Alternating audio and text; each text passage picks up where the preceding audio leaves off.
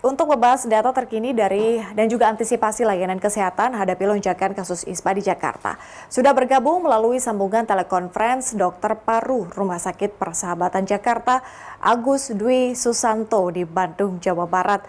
Selamat siang Pak Agus, terima kasih sudah bergabung. Ya, selamat siang, Baik, Mbak. Suara kami saya kedengaran sudah ya? menanyakan informasi terkini dari rekam kami Vinilia bahwa em, Pak Agus pun mengatakan ada kenaikan pasien ISPA ya untuk beberapa saat terakhir. Tapi kalau kita melihat Pak, dari beberapa hari lalu Menteri Kesehatan Budi Gunadi mengatakan ada lebih dari 200.000 orang di Jakarta terkena penyakit pernapasan akibat polusi udara. Langkah antisipasi yang sudah disiapkan sejauh ini oleh Rumah Sakit Persahabatan bila kemudian adanya lonjakan yang cukup atau sangat signifikan dengan penderita ISPA ini. Ya, terima kasih ya, Mbak. Jadi memang kalau kita lihat data dari kunjungan kami di Poli Rawat Jalan untuk kasus ISPA dan pneumonia, ya, artinya ini dua-duanya infeksi di saluran pernapasan dan paru, dibandingkan periode yang sama dari Maret sampai Juli 2022, itu ada peningkatan sekitar 20-30% di Poli Rawat Jalan.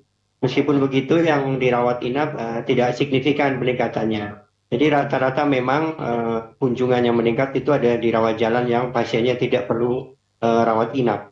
Tentunya persiapan dari kami dari RSUP Persahabatan adalah peningkatan di dalam kapasitas untuk menerima kunjungan-kunjungan itu di poli kami, baik poli rawat jalan anak maupun dewasa, yang tentunya ini sudah disediakan di poli reguler maupun JKN dan juga poli eksekutif kami. Dan dokter-dokternya pun sudah siap, baik dokter spesialis anak, dokter spesialis THT maupun spesialis paru yang siap menangani kasus-kasus ISPA dan pneumonia khususnya akibat dampak dari polusi udara. Hanya saja memang kita tidak bisa melihat korelasi secara langsung saat ini apakah peningkatan yang ada ini terkait dengan polusi yang ada di daerah Jakarta, khususnya Jakarta Timur, kan RSUP Persahabatan ada di wilayah Jakarta Timur. Hanya tren terjadinya peningkatan itu memang ada, ya. Oke, tapi Pak, dari data Lembaga Pemantau Kualitas Udara Kota Jakarta ini seringkali Pak masuk dalam kategori yang tidak sehat. Lebih khusus hari ini saja masuk dalam kategori yang tidak sehat. Tapi dampaknya bagi kesehatan manusia Pak, kalau mungkin bisa digambarkan, apakah itu dalam waktu jangka pendek maupun jangka panjang, apa sih Pak?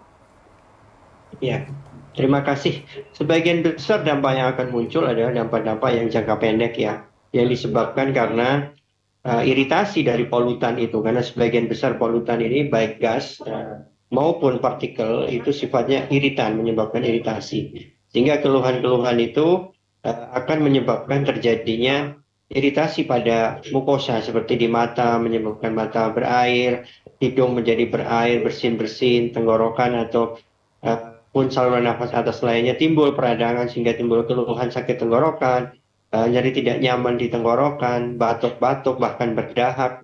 Dan apabila bisa berlanjut, itu dalam beberapa hari bisa timbul infeksi yang disebabkan karena gangguan dari sistem kekebalan saluran nafas itu yang disertai masuknya kuman, bakteri maupun virus sehingga terjadilah ISPA.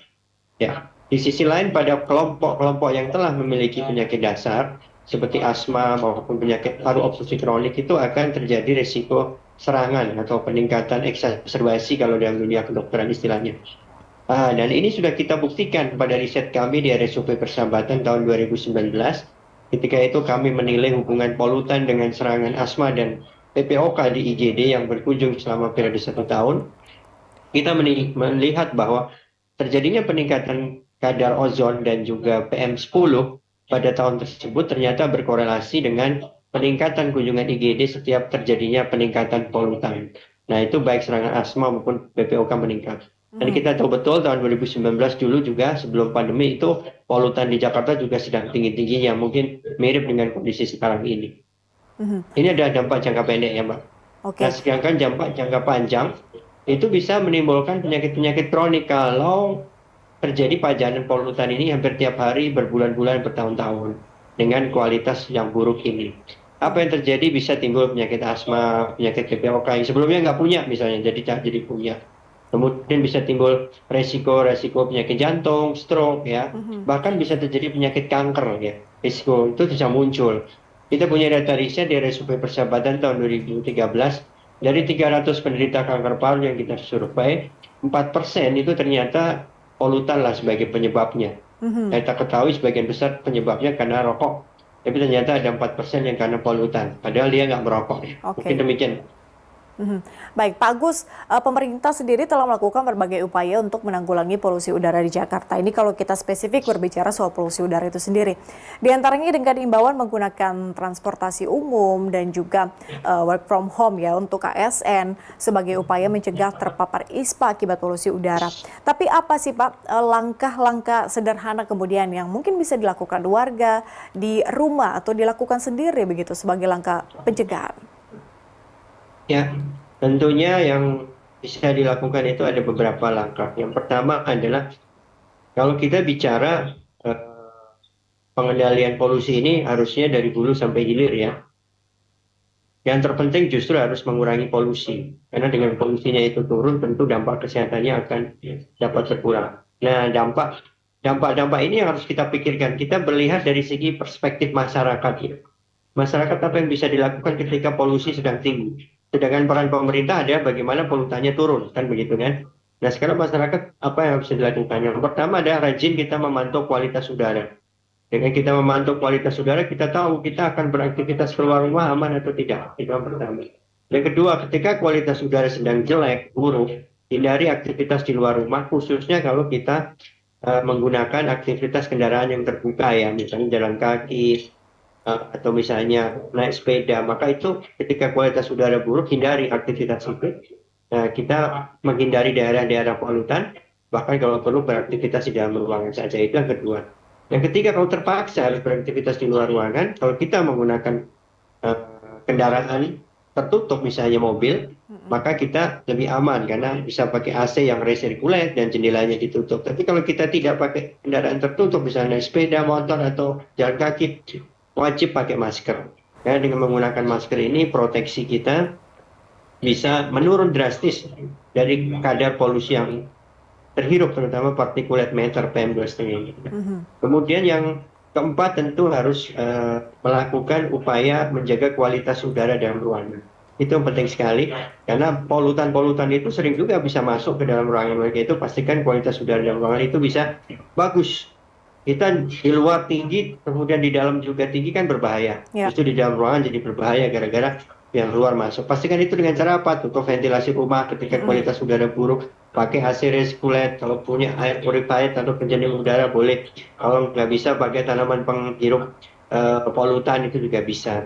Itu adalah yang keempat. Yang kelima adalah menjaga stamina tubuh. Ya seperti pola hidup sehat lah. Tujuannya apa? Untuk menjaga imunitas kita bagus supaya tidak mudah kena dampak dari polusi udara. Yang keenam adalah early detection, deteksi dini. Jadi kita harus mengenali gejala-gejala yang muncul sedini mungkin. Kalau ada kejadian ya harus segera ke dokter atau vaskes. Tujuannya apa? Kalau diobati secara dini bisa ditangani lebih baik ya, karena kejadian-kejadian dampak yang sifatnya ringan kalau diteruskan itu bisa menjadi lebih berat yang akhirnya menyebabkan pasien dirawat, masalah resiko masuk ICU, bahkan bisa meninggal. Pak Agus, tapi bagaimana dengan kondisi mungkin ada kasus di mana orang-orang ini rentan begitu ya, atau mungkin memiliki alergi begitu. Apakah penanganannya juga bisa dilakukan sama seperti Pak Agus jabarkan tadi, atau mungkin ada penanganan khusus nih atau pencegahan khusus yang bisa dilakukan? Nah, secara umum sama ya, secara umum tadi 6 langkah itu sama untuk kelompok rentan maupun kelompok tidak rentan. Yang membedakan adalah level kualitas udaranya. Pada kelompok-kelompok rentan itu ada 4 ya. Yang pertama adalah anak-anak, yang kedua adalah ibu hamil, yang ketiga orang lanjut usia, yang keempat adalah orang yang sudah memiliki komorbid penyakit dasar, bisa punya asma, PPOK, sakit jantung. Nah, pada kelompok ini maka level kualitas udara itu ada satu level di bawahnya yang menjadi perhatian. Kita tahu levelnya itu udara itu mulai 1 baik, 2 kualitas sedang, 3 kualitas tidak baik untuk kelompok sensitif, yang keempat tidak sehat, kemudian berbahaya dan sangat berbahaya. Nah, ketika kualitasnya masuk tidak sehat pada kelompok sensitif, maka itu sudah warning pada kelompok tersebut. Jadi 6 langkah itu dilakukan lebih dini daripada kelompok yang sehat. Nah, kalau kita kelompok yang sehat, langkah itu dilakukan ketika kualitasnya tidak sehat. Ya, Tapi pada kelompok yang rentan, dia diberikan satu level di bawahnya ketika tidak sehat pada kelompok sensitif. Bisa dilihat di dalam tabel quality index, ya. baik itu di IQ Baik, maupun ISPO itu bunyinya begitu. Ya, baik. Terima kasih tipsnya, Dokter Paru Rumah Sakit Persahabatan Agus Dwi Susanto. Terima kasih Pak Agus sudah berkenan bergabung di Berita Satu Siang.